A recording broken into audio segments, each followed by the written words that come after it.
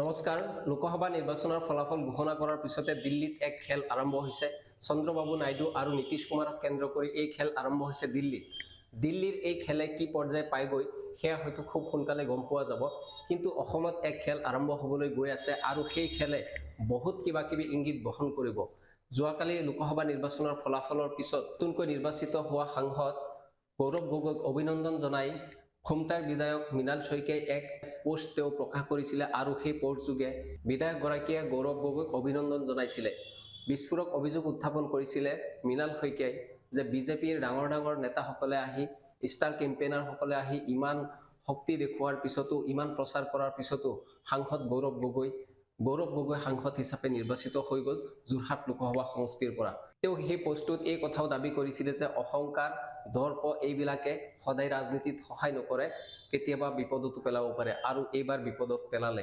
গৌৰৱ গগৈৰ সন্দৰ্ভত এই মন্তব্য প্ৰকাশ কৰাৰ পিছত মৃণাল শইকীয়া সন্দৰ্ভত এক মন্তব্য প্ৰকাশ কৰিছে অসমৰ মুখ্যমন্ত্ৰী হিমন্ত বিশ্ব শৰ্মাই। মৃণাল শইকীয়া সন্দৰ্ভত কি কৈছিলে মুখ্যমন্ত্ৰী হিমন্ত বিশ্ব শৰ্মাই? তেওঁ কংগ্ৰেছৰ বিজয়ী প্ৰাৰ্থী এজনক অভিনন্দন জনাইছে। তাৰ পৰা মোৰ ধাৰণা হয় যে মৃণাল শইকীয়া হয়তো বহুদিন বিজেপিত নাথাকিব। হিমন্ত বিশ্ব শৰ্মা হৈছে বিজেপি নেতা। যিমানেই কোৱা হওক, যিমানেই যি কোৱা নহওক কিয়, হিমন্ত বিশ্ব শৰ্মা সিদিনালৈকে বিজেপিলৈ যোৱা এগৰাকী নেতা আৰু সেই হিমন্ত বিশ্ব শৰ্মাই মৃণাল শইকীয়াৰ দৰে বিজেপি নেতাক টাৰ্গেট কৰে আৰু কয় যে মৃণাল শইকীয়াই গৌৰৱ গগৈৰ পূৰ্বে প্ৰধানমন্ত্ৰী নৰেন্দ্ৰ মোদীক অভিনন্দন জনাব লাগিছিলে, কামাখ্যা প্ৰসাদ তাছাক অভিনন্দন জনাব লাগিছিলে। দৰাচলতে মুখ্যমন্ত্ৰী হিমন্ত বিশ্ব শৰ্মাই এই কথাখিনিৰ উপৰিও আৰু এঢাপ আগুৱাই গৈ এই কথাও প্ৰকাশ কৰে যে মৃণাল শইকীয়াই হয়তো বেছি দিন বিজেপিত নাথাকিব। তাৰ পৰা মোৰ ধাৰণা হয় যে মৃণাল শইকীয়া হয়তো বহুদিন বিজেপিত নাথাকিব। মৃণাল শইকীয়াৰ দৰে এগৰাকী পুৰণি বিজেপি নেতা, যি পুৰণি দিনৰ পৰা বিজেপি কৰি আহিছে, তেনে এগৰাকী নেতা মৃণাল শইকীয়াক বিজেপিৰ পৰা এক প্ৰকাৰ একাষৰীয়া কৰাৰ কাৰণে মুখ্যমন্ত্ৰী হিমন্ত বিশ্ব শৰ্মাই এই মন্তব্য কৰিছিল নেকি? আৰু মুখ্যমন্ত্ৰী হিমন্ত বিশ্ব শৰ্মাই এই মন্তব্য কৰাৰ সময়ত ওচৰতে ৰখি আছিলে বিজেপিৰ সভাপতি ভৱেশ কলিতা, আৰু ভৱেশ কলিতা হাঁহি আছিলে এই মন্তব্য শুনাৰ লগে লগে। অৰ্থাৎ এই কথাটোৱে বহুত ইংগিত বহন কৰিছে, তাৎপৰ্য বহন কৰিছে। কিন্তু এই কথাৰ পিছতে মুখ্যমন্ত্ৰী হিমন্ত বিশ্ব শৰ্মাই মৃণাল শইকীয়াৰ বিৰুদ্ধে মন্তব্য প্ৰকাশ কৰাৰ পিছতে আৰু এগৰাকী পুৰণি নেতা ওলাই আহিছে আৰু সেই পুৰণি নেতাগৰাকীয়ে মৃণাল শইকীয়াৰ সন্দৰ্ভত মৃণাল শইকীয়াক সমৰ্থন কৰি একে সুৰতে মন্তব্য প্ৰকাশ কৰিছে। সেইগৰাকী হৈছে গুৱাহাটীৰ এসময়ৰ বিধায়ক মন্ত্ৰী সিদ্ধাৰ্থ ভট্টাচাৰ্য। সিদ্ধাৰ্থ ভট্টাচাৰ্য একে সুৰতে গৌৰৱ গগৈক অভিনন্দন জনাইছে আৰু গৌৰৱ গগৈৰ যি ক্ৰেডিবিলিটি, ৰাজনৈতিক যি বিচক্ষণতা, তাৰ ওপৰতো সিদ্ধাৰ্থ ভট্টাচাৰ্যই গুৰুত্বপূৰ্ণ মন্তব্য প্ৰকাশ কৰিছে। সিদ্ধাৰ্থ ভট্টাচাৰ্য এই কথাও কয় যে পূৰ্বতে গৌৰৱ গগৈয়ে নিজৰ পিতৃৰ নামত তেওঁ জয়ী হৈ আহিছিলে, কিন্তু এইবাৰ সাংসদ হিচাপে গৌৰৱ গগৈয়ে নিজৰ দমত জয়ী হৈ আহিছে। মনত পেলাওক, কোনোবা এগৰাকীয়ে কৈছিলে যে যদি দম আছে সাংসদ গৌৰৱ গগৈৰ, তেনেহ'লে গৌৰৱ গগৈয়ে নিজৰ নামত তেওঁ নিজৰ দমত জয়ী হৈ আহক। আৰু আজি নিজৰ দমত যেতিয়া জয়ী হৈ আহিল, সেই কথাষাৰ যেন বিজেপিৰ পুৰণি নেতাই মনত পেলাই দিলে বিজেপিৰ বিজেপি নেতাসকলক। আৰু মৃণাল শইকীয়াক এইদৰে বিজেপিৰ পৰা একাষৰীয়া কৰাৰ যি এক কৌশলী মন্তব্য, ইয়াৰ পিছত এইগৰাকী সিদ্ধাৰ্থ ভট্টাচাৰ্যই কি মন্তব্য প্ৰকাশ কৰিলে? এটা কথা অনুভৱ কৰিছিলোঁ যে আমাৰ অসমীয়া মধ্যবিত্ত সমাজৰ, বিশেষকৈ চহৰাঞ্চলত গৌৰৱ গগৈৰ যি বাকপটুতা, এই বাকপটুতাৰে তেখেতসকলক যথেষ্ট প্ৰভাৱান্বিত কৰিছিল।